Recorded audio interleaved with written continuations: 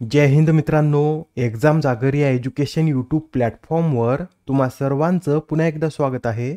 मित्रांनो, या आधीच्या सत्रामध्ये तुमच्यासाठीचा प्रश्न होता, नुकत्याच प्रकाशित करण्यात आलेल्या फिफा क्रमवारीत भारत कितव्या स्थानी आहे?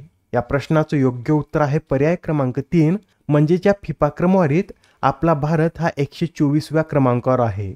बरं, यामध्ये प्रथम स्थानावर कोणता देश आहे? तर पहिल्या क्रमांकावर अर्जेंटिना आहे, दुसऱ्यावर फ्रान्स, तिसऱ्यावर स्पेन, चौथ्यावर इंग्लंड, तर पाचव्या क्रमांकावर ब्राझील हा देश आहे. आजच्या सत्राचा पहिला प्रश्न पहा. आंतरराष्ट्रीय ऑलिम्पिक समितीद्वारे ऑलिम्पिक ऑर्डर पुरस्कार खालीलपैकी कोणत्या भारतीय खेळाडूला जाहीर झाला आहे? कोणता पुरस्कार आहे? तर ऑलिम्पिक ऑर्डर, व हा पुरस्कार आंतरराष्ट्रीय ऑलिम्पिक समितीद्वारे देण्यात येतो व यंदा हा पुरस्कार अभिनव बिंद्रा यांना देण्यात येणार आहे.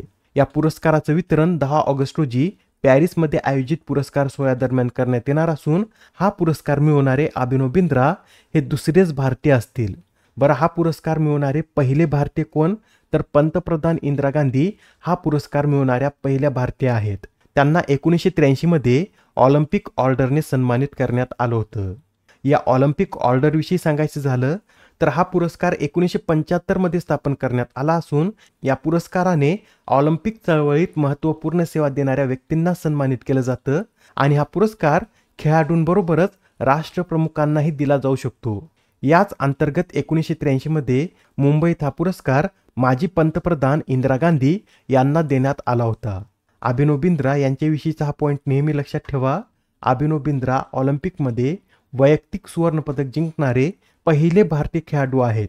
त्यांनी 2008च्या बीजिंग ऑलिम्पिकमध्ये पुरुषांच्या 10 मीटर एअर रायफल प्रकारात हे सुवर्णपदक पटकावलं होतं.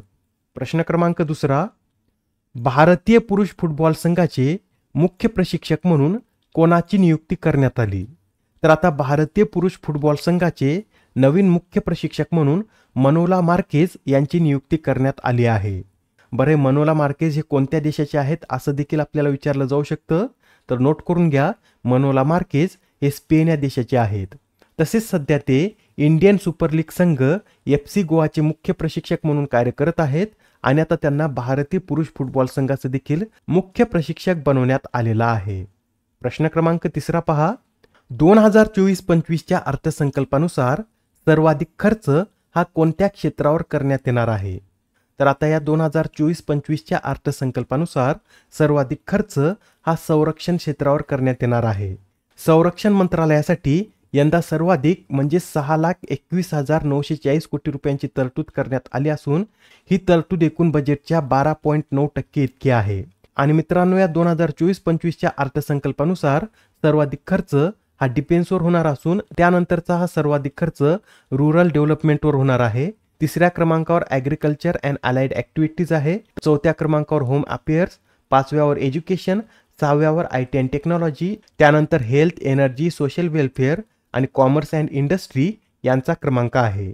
यावेळेचा हा जो अर्थसंकल्प आहे यात मुख्य फोकस 4 कास्टवर करण्यात आला आहे. त्या कास्ट कोणत्या?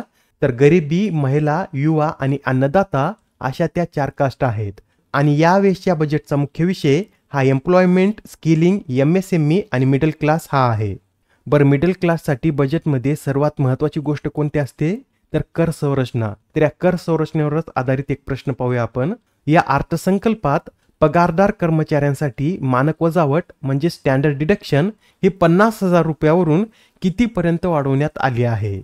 या प्रश्नाचं योग्य उत्तर आहे पर्याय क्रमांक 3, म्हणजेच या अर्थसंकल्पात स्टँडर्ड डिडक्शन ही 50,000 रुपयावरून 75,000 रुपये इतकी करण्यात आली आहे. यासहज कुटुंब निवृत्त वेतनावरील वजावट देखील 15,000 रुपयावरून 25,000 रुपये करण्यात आली आहे. आणि मित्रांनो, आता नवीन कर रचनेनुसार पगारदार कर्मचाऱ्यांची आयकरातून 17,500 रुपयापर्यंतची बचत होणार आहे. जी नवीन कर रचना आहे ती सुद्धा पाहून घ्या. यामध्ये 3 लाखाच्या उत्पन्नावर कोणताही टॅक्स लागणार नाही. 3 ते 7 लाखाच्या उत्पन्नावर 5%, 7 ते 10 लाखावर 10%, 10 ते 12 लाखावर 15%, 12 ते 15 लाखावर 20% आणि 15 लाखाच्या समोरील उत्पन्नावर 30% इतका टॅक्स लागणार आहे. ही नवीन कर रचना सुद्धा नोट करून घ्या. एक्झाममध्ये यावर सुद्धा प्रश्न विचारण्यात येतो.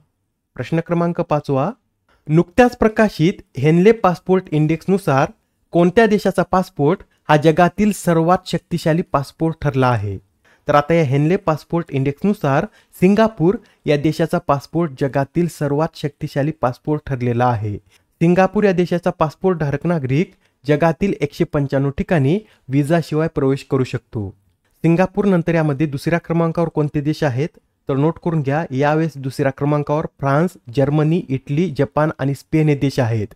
या पाचही देशाचे पासपोर्ट धारण करणारे नागरिक हे जगातील 192 ठिकाणी विजाशिवाय प्रवेश करू शकतात. बरं, आपला भारत या रँकिंगमध्ये कितव्या स्थानावर आहे? तर आपला भारत या रँकिंगमध्ये 82व्या स्थानावर आहे. भारताचा पासपोर्ट धारक नागरिक हा 58 ठिकाणी विजाशिवाय प्रवेश करू शकतो. भारताचे जे शेजारी देश आहेत त्यांची क्रमवारी सुद्धा आपण पाहून घेऊयात. यामध्ये चीन हा 59व्या स्थानी आहे, भूतान 87व्या, श्रीलंका 93व्या, बांगलादेश 97व्या, नेपाळ 98व्या, तर पाकिस्तान यामध्ये 100व्या क्रमांकावर आहे. आता हा प्रश्न पहा. युरोपियन स्पेस एजन्सीने अपोफिस लघुग्रहाचा अभ्यास करण्यासाठी कोणती मोहीम लॉन्च केली? तर आता युरोपियन स्पेस एजन्सीने अपोफिस लघुग्रहाचा अभ्यास करण्यासाठी रामसेस ही मोहीम लॉन्च केली आहे. यातील रामसेसचा फुल फॉर्म नोट करून घ्या. रामसेस म्हणजे rapid Apophis mission for space safety असे याचं पूर्ण स्वरूप असून या मिशनचा उद्देश काय आहे? तर अपोफिसचा अभ्यास करून पृथ्वीचे संभाव्य लघुग्रहांच्या टकरांपासून संरक्षण करण्यासाठी धोरण विकसित करणे हे या अभ्यासाचं उद्दिष्ट आहे. प्रश्न क्रमांक 7. कोणता देश हा संयुक्त राष्ट्र जल अधिवेशनात सामील होणारा 53वा देश ठरला आहे? तर आता संयुक्त राष्ट्र जल अधिवेशनात सामील होणारा आयव्हरी कोस्ट हा 53वा देश ठरला आहे. मित्रांनो, यासहच आयव्हरी कोस्ट हा संयुक्त राष्ट्र जल अधिवेशनात सामील होणारा आफ्रिकेतील 10वा देश आहे. या संयुक्त राष्ट्र जल कराराविषयी हे सुद्धा नोट करून घ्या. हा करार फिनलँडमधील हेल्सिंकी येथे 17 मार्च 1992 रोजी स्वीकारण्यात आला होता, परंतु तो त्यानंतर 9 ऑक्टोबर 1996 साली लागू करण्यात आला होता. प्रश्न क्रमांक 8. प्रधानमंत्री स्वनिधी योजनेत कोणते राज्य सर्वोत्तम कामगिरी करणारं राज्य ठरलं आहे? तर आता या प्रधानमंत्री स्वनिधी योजनेत मध्य प्रदेश या राज्यानं सर्वोत्तम कार्य केलेलं आहे. मध्य प्रदेशातील अनेक नगरपालिका संस्थांनी पीएम स्वनिधी योजना आणि दीनदयाल अंत्योदय राष्ट्रीय उपजीविका अभियानाच्या अंमलबजावणीत उत्कृष्ट कार्य करत प्रथम स्थान पटकावलं आहे. याबरोबरच मध्य प्रदेशातील उज्जैन महानगरपालिकेने 1 लाख ते 10 लाख लोकसंख्या असलेल्या शहरी संस्थांमध्ये सर्वोत्तम कामगिरी केली आहे. यामध्ये मध्य प्रदेश नंतर कोणत्या राज्याचा क्रमांक आहे? तर आंध्र प्रदेश हे राज्य यात दुसऱ्या स्थानावर, तर पंजाब हे राज्य स्वनिधी योजनेच्या अंमलबजावणीत 3ऱ्या क्रमांकावर आहे. या स्वनिधी योजनेविषयी हे सुद्धा नोट करून घ्या. ही योजना 1 जून 2020 रोजी सुरू करण्यात आली होती व या योजनेअंतर्गत शहरातील रस्त्यांवरील विक्रेत्यांना 80,000 रुपयापर्यंतचे कर्ज उपलब्ध करून दिले जाते. प्रश्न क्रमांक 9. कोणत्या राज्याने राजीव गांधी नागरी अभयहस्तम ही योजना सुरू केली आहे? या प्रश्नाचं योग्य उत्तर आहे पर्याय क्रमांक 3 म्हणजेच तेलंगणा या राज्याने राजीव गांधी नागरी अभयहस्तम ही योजना सुरू केली आहे व या योजनेअंतर्गत UPSC मुख्य परीक्षेसाठी पात्र ठरलेल्या तेलंगणा नागरी सेवा उमेदवारांना 1 लाख रुपयांची आर्थिक मदत दिली जाणार आहे. पण ही मदत कोणाला दिली जाईल? तर ज्यांचं वार्षिक उत्पन्न हे 8 लाख रुपयांपेक्षा कमी आहे अशाच उमेदवारांना हे 1 लाख रुपये देण्यात येणार आहेत. तेलंगणा राज्याविषयी हे सुद्धा नोट करून घ्या. तेलंगणाची स्थापना ही 2 जून 2014 रोजी करण्यात आली होती. तेलंगणाची राजधानी हैदराबाद, तर सध्या CP राधाकृष्णन हे या राज्याचे राज्यपाल आहेत. मुख्यमंत्री कोण आहेत? तर अनुमुला रेवंत रेड्डी हे सध्या तेलंगणाचे मुख्यमंत्री आहेत. आणि तेलंगणा या राज्यात एकूण 3 नॅशनल पार्क आहेत व ते कोणते? तर Mahavir Harina Vanasthali national park, Mrugavani national park आणि कासू ब्रह्मानंद रेड्डी नॅशनल पार्क हे तेलंगणा या राज्यात स्थित आहेत. आजच्या सत्रामधील शेवटचा प्रश्न पहा. दरवर्षी नॅशनल थर्मल अभियंता दिवस कधी साजरा केला जातो? तर हा जो नॅशनल थर्मल अभियंता दिवस आहे हा दरवर्षी 24 जुलै रोजी साजरा केला जातो. मित्रांनो, या दिवसाची स्थापना 2014 मध्ये ॲडव्हान्स थर्मल सोल्युशन या कंपनीद्वारे करण्यात आली असून उष्णता व्यवस्थापनात काम करणाऱ्या लोकांच्या योगदानाचे स्मरण करण्यासाठी हा दिवस या कंपनीने स्थापन केला आहे. आजच्या सत्रामधील तुमच्यासाठीचा प्रश्न पहा. कोणत्या देशाने जगातील पहिल्या हायस्पीड कार्बन फायबर ट्रेनची निर्मिती केली? आता या प्रश्नाचं उत्तर कमेंटमध्ये देण्याचा प्रयत्न करा. उत्तर चुकलं तरी काही हरकत नाही, कारण ज्यावेळेस तुम्हाला या प्रश्नाचं योग्य उत्तर माहित होतं त्यावेळेस हा प्रश्न तुमच्या दीर्घकाळापर्यंत लक्षात राहतो. तर आता पुढच्या सत्रामध्ये पुन्हा भेटूया. धन्यवाद.